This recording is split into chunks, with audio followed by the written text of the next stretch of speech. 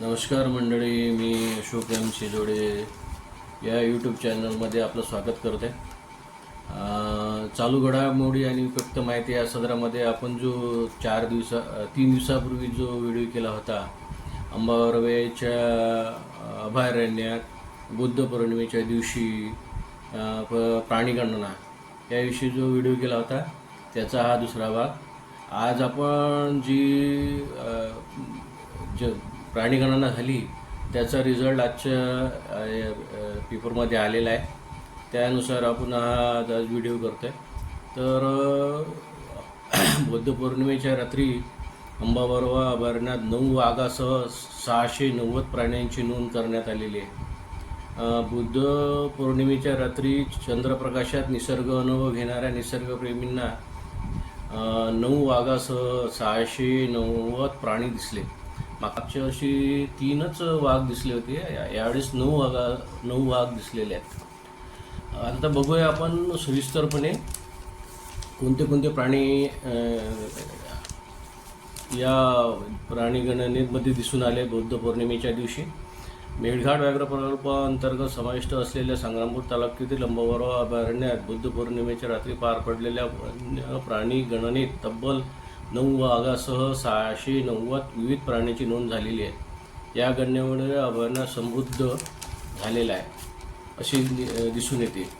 अभयारण्यात 1 मे रोजी चंद्रप्रकाशाला निसर्गाचा अनुभव कार्यक्रमाअंतर्गत आयोजित केले होते. त्या अनुषंगाने 41 ठिकाणी पाणवठ्याजवळ मचाण उभारून प्राणीगणना करण्यात आली. सोनाळ वन परिक्षेत्राअंतर्गत ही गणना करण्यात आली. या अंतर्गत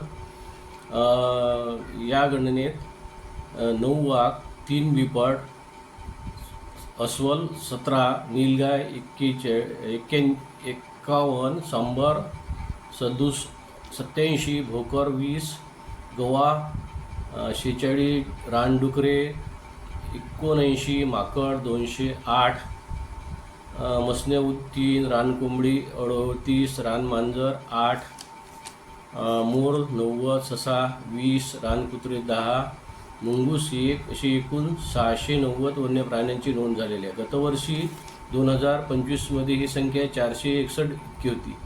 या उपक्रमासाठी 25 वनपाल, वनरक्षक तसेच 40 वनमजूर तैनात करण्यात आले होते. अमरावती, बैतूल, पुणे तसेच स्थानिक निसर्गप्रेमींनी मोठ्या संख्येने यामध्ये भाग घेतला होता. वन्यजीव प्रेमींना थरार अनुभवला. निसर्गाच्या अनुभव कार्यक्रमाअंतर्गत प्राणीप्रेमी अभ्यासक विद्यार्थी रात्रभर जंगलात राहून वन्य जीवनाचे निरीक्षण करण्यास संधी मिळाली. मचाणावर बसून पाणवठ्याजवळ येणाऱ्या प्राण्यांचे निरीक्षण करत त्यांनी येणारा थरार अनुभवला. या अंतर्गत 9 वाघासह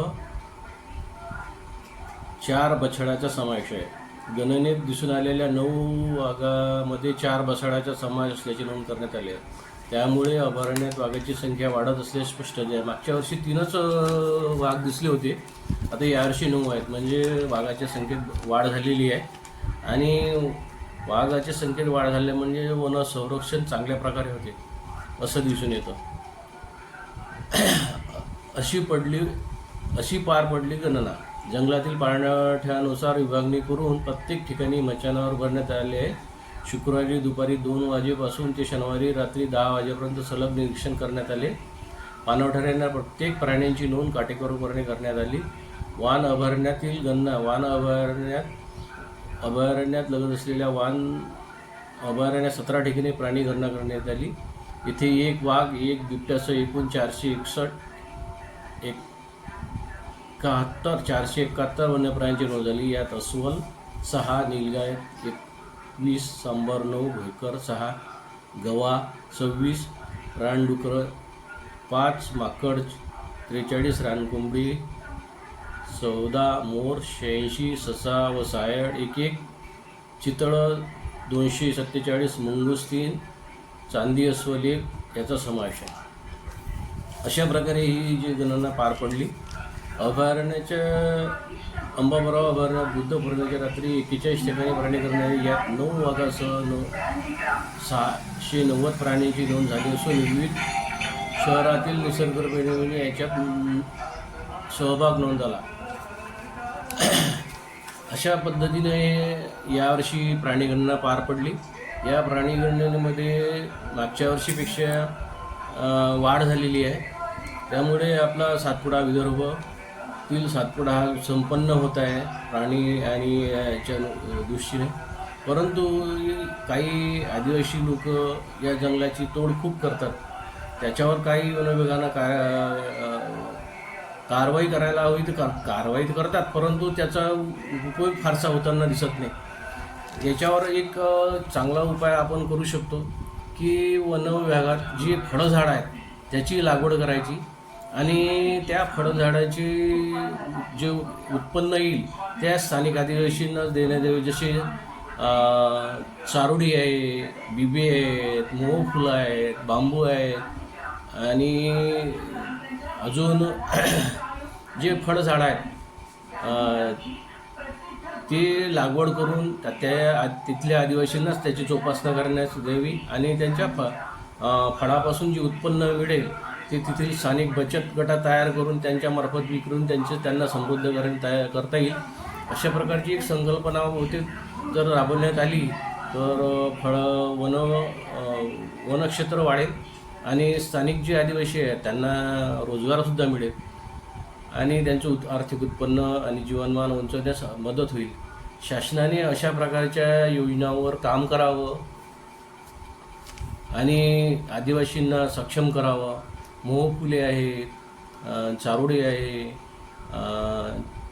चिक्कू आहे, जो डिंक काढला जातो त्या झाडांची जास्तीत जास्त लागवड करून स्थानिक आदिवासींना समावेश करून घेऊन त्याची जोपासना केली आणि त्याचे उत्पन्न जर त्या आदिवासीला दिलं तर नक्कीच वन विभाग संपन्न होईल आणि जंगलतोडही कमी होईल. तेंदूपत्ता आहे, बांबू आहेत, असे जे वनउपज आहेत त्याच्यावर जे आदिवासी अवलंबून आहे ते सुद्धा समृद्ध होतील. आपल्याला या माहितीविषयी काय वाटते आपले कॉमेंट करा.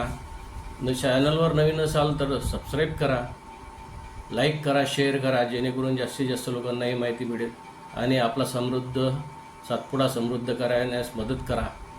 धन्यवाद. भेटूया असेच एखाद्या नवीन व्हिडिओ. जय महाराष्ट्र.